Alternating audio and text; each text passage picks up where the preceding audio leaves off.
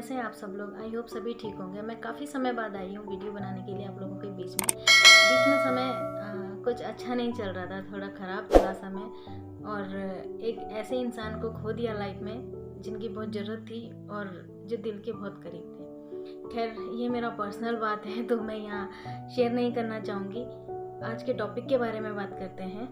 तो मेरा एक लास्ट वीडियो था, शायद आप लोगों ने देखा होगा। उसमें मैंने कहा था कि मेरा जो नेक्स्ट टॉपिक होगा वो होगा आईपीसी। आप लोग सोचते होंगे कि शायद मैं हमेशा आईपीसी या फिर लॉ के बारे में बात करती हूँ, तो मैं खुद को भी इंट्रोड्यूस कराना चाहती हूँ। मैं पेशे से एक एडवोकेट हूँ, इसलिए मैं लॉ के बारे में थोड़ा बहुत बात करना चाहती हूँ। सभी को आजकल जानकारी होती है, आजकल कोई ऐसा नहीं है जिसको पता नहीं होगा। लोग अवेयर हो चुके हैं और इंटरनेट की दुनिया है। एक ज़माना था जब लोगों को पता नहीं होता था, लेकिन उसके बावजूद भी मैं थोड़ा बहुत बताना चाहूँगी। आई होप आप लोगों को मेरी वीडियो अच्छी लगे, तो प्लीज़ मेरी वीडियो को लाइक कीजिए, मेरे चैनल को सब्सक्राइब ज़रूर कीजिए। तो चलिए शुरू करते हैं आज का topic. IPC, Indian penal code, भारतीय दंड संहिता क्या है। चलिए एक सिंपल सी बात ले लेते हैं, ज़्यादा लंबा नहीं जाते। कोई मर्डर होता है और जो मर्डरर होता है उसे सज़ा मिलती है। कई बार सुनने में मिल जाता है, लोग बोल देते हैं कि उसको दफ़ा 302 के तहत सज़ा मिली है। उसे दफ़ा भी बोलते हैं, उसे धारा भी बोलते हैं। ताजीरात हिंद उर्दू का शब्द है, उसे ताजीरात हिंद भी कहा जाता है। तो नॉर्मल भाषा में सब ये कहते हैं कि उस पर धारा 302 लगी है, जिसमें कि उसे सज़ा दी गई है। सभी को पता है वो जो धारा लगती है उस पर, वही आईपीसी की धारा होती है, यानी कि भारतीय दंड संहिता। ये जो हमारी धारा है आईपीसी, इंडियन पीनल कोड, ये पूरे भारत के जितने भी नागरिक है सब पर लागू होती है, केवल भारतीय सेना को छोड़कर। 1860 में ये लागू हुई थी। ये जो एक्ट बना था अंग्रेजों के ज़माने में, ब्रिटिश काल में 1860 में लागू हुआ था। लेकिन समय समय पर इसमें संशोधन होते रहे। जैसे कि कोई भी धारा है, जैसे 498 धारा है, 498, उसके आगे 498 ए जोड़ा गया। आप लोगों ने सुना ही होगा कि कोई भी महिला जब प्रताड़ित होती है, कोई भी व्यक्ति जब प्रताड़ित होता है, तो जब भी वो कोर्ट में जाता है या कोई एफआईआर लॉन्च होती है, वो अपना बात रखता है कि मैं प्रताड़ित हुआ हूँ, तो जिनके द्वारा वो प्रताड़ित हुआ है या हुई है, उन लोगों पे जो धारा लगती है 498 ए।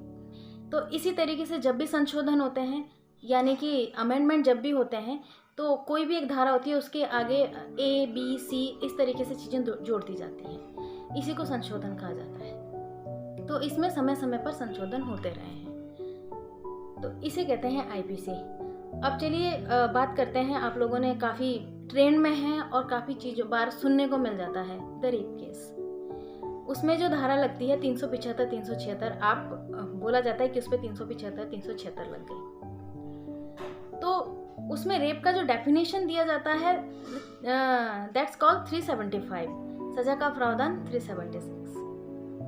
तो इस तरीके से धारा का उस पे लागू होती है किसी भी पर्सन पे। तो इस तरीके से कोई भी धारा किसी भी पर्सन पे लगती है। जब भी कोई अपराध घटित होता है, कोई चोरी कर रहा है या किसी ने किसी को मारने की कोशिश की है, अटेम्प्ट टू मर्डर सुना होगा आपने, या फिर कोई भी ऐसा कार्य किया है जो कि अपराध की श्रेणी में आता है, उस पर आईपीसी की धारा लगाई जाती है। जब पुलिस किसी पे एफआईआर लॉन्च करती है, उस पे जो भी उसने अपराध किया होता है, जिसमें भी उस अपराध की डेफिनेशन होती है, परिभाषा होती है, उन धाराओं के तहत तो उस पर एफआईआर लॉन्च करती है। एक मैं एग्जाम्पल देती हूँ। माना कोई मर्डर हुआ, किसी का खून हुआ है।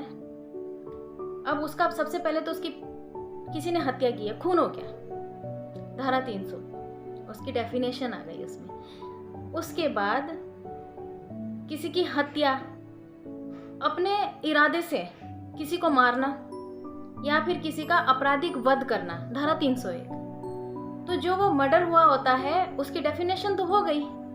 उसके बाद आया उसको सजा का प्रावधान। अब मर्डरर को सजा मिली, 302 के तहत उसको सजा सुनाई जाती है। तो ये होती है धाराओं की डेफिनेशन। कोई भी अपराध किसी ने घटित किया हो, कोई भी ऐसा कार्य जो कानून की नज़र में आपराधिक श्रेणी में आता है, उस पे आईपीसी की धाराएं लगाई जाती है। आज मैंने बिल्कुल शॉर्ट में आप लोगों को बताया है। आप लोगों को कुछ पूछना हो तो आप मुझसे सवाल कर सकते हैं। वैसे आजकल सभी को इस बारे में नॉलेज रहता है, सभी आईपीसी जानते हैं। आजकल गूगल पे सिर्फ एक क्लिक पर सब कुछ खुल जाता है, सभी लोग अवेयर हैं। लेकिन फिर भी मैंने अपनी समझ से आप लोगों को थोड़ा बहुत बता दिया, और मैं चाहती हूँ कि आप सभी को इन चीज़ों की जानकारी हो।